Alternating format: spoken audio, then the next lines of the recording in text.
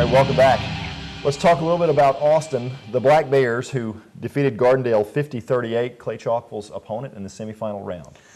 Yeah, the Austin Black Bears, man, I tell you, this team right here is going to be a tough test. They are offensively fantastic, just like Clay Chalkville is.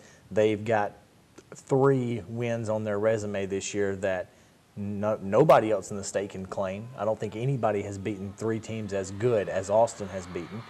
They do have some losses, but, you know, in the end, when you're playing in the SEC West, as that region is up there with Muscle Shoals, Coleman, Decatur, you know, Florence is in that region, that region is tough week in and week out. So sometimes you're going to have, you know, some games where you're not really prepared. And this Austin team, they're peaking at the right time. And they have a quarterback who was very impressive Friday night. Friday night was Victor Garth's show. It was his show. He took over. He had 6 rushing touchdowns, another touchdown passing as a quarterback.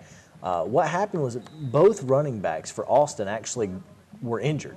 The starting running back was injured before the game. Just after halftime, I believe, their second string running back goes down with an ankle injury. Garth took over. He made it. He made the game his own. He forced every hand that Gardendale threw at him, and you know, right before the half, let's take this for example. Right before the half, Gardendale goes up 12. All right. As time's expiring, right before halftime, Garth takes off on a 57-yard touchdown run. He puts momentum back in Austin's favor. Gardendale never caught up from there. So you're saying we may be looking at a shootout this coming Friday night? No question, a track meet is probably going to happen at Ogle Stadium in Decatur. These 2 offenses are probably 2 of the best offenses in the state, 2 of the best this state's ever seen, at least in the recent memory. You know, defensively, not so sure. You know, Gardendale scored 38 points on them. They've given up some points this year, but offensively, I mean, these 2 teams right here, there's no question that there will be a lot of points on the scoreboard Friday night. All right, so give me a prediction. Clay Chalkville at Austin, give me a score.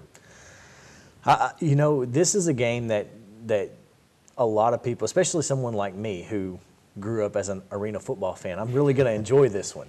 I think that Clay Chalkville will actually get the win here, but I'm even going to go as far as to say that we're going to go to overtime, and I'm going to give it to Clay Chalkville 54-48. All right, well, I look at it like this. Clay's the team that's been there before. They have a defense that's opportunistic. We talked about, we should talk about the 2 twin brothers who made the plays last week, Armani and Amari, yes, who made plays last week in this game.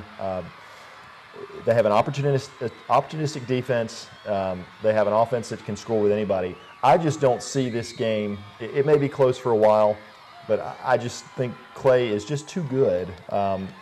And I like them winning. I'm going to put Clay in the 50s, but I'm going to say 54 Clay, and I'm going to go Austin 35. I think Clay's going to take care of business in this game.